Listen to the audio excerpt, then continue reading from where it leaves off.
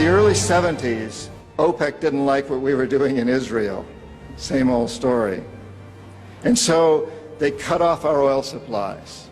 So some of you will remember these long lines at the gas stations. And we feared we were going to have another depression like the 1929 depression.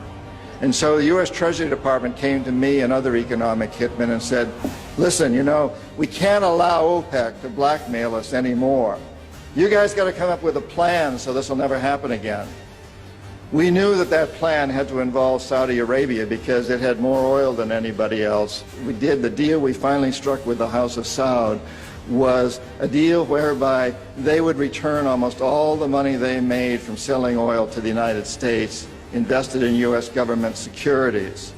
The U.S. Treasury Department would use the interest from those securities, which over the years has amounted to trillions of dollars, to hire U.S. companies to westernize Saudi Arabia, build petrochemical complexes, desalinization plants, whole cities out of the desert, McDonald's and all the other things that go along with our Western culture.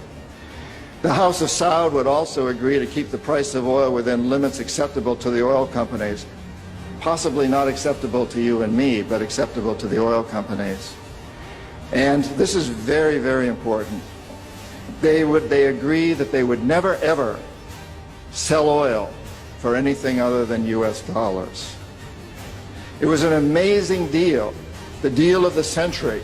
It was history-making, incredibly powerful deal that we struck with Saudi Arabia. The corporatocracy looked at this as an incredible success. I had done my job. We economic hitmen did a great job with that one. So we decided that Saddam Hussein ought to accept something very similar. Now, probably a lot of you know that Saddam has been our boy for a very, very long time. You may remember Abdul Karim Qasim, who was president of Iraq in the early 60s.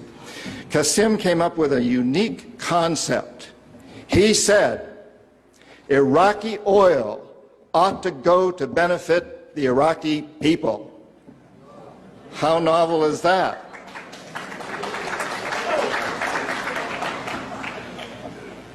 But we didn't like that very much. He began to tax the oil companies, particularly the British and some American companies, and threatened to nationalize our oil companies. And so we decided that Qasim had to go. The CIA sent an assassination team. It was headed by a man who was still going through high school, an Iraqi citizen who was still going through high school. They riddled Qasim's car with bullets on the streets of Baghdad and missed him. The head of this assassination team was wounded and fled to Syria. His name was Saddam Hussein. He was a CIA agent in those days, an assassin for us. He failed. He was our boy. He was our man. And so, and we sold him and gave him a lot of tanks. We built him Bechtel, built him big chemical. I ought to know, my father-in-law was chief architect at Bechtel.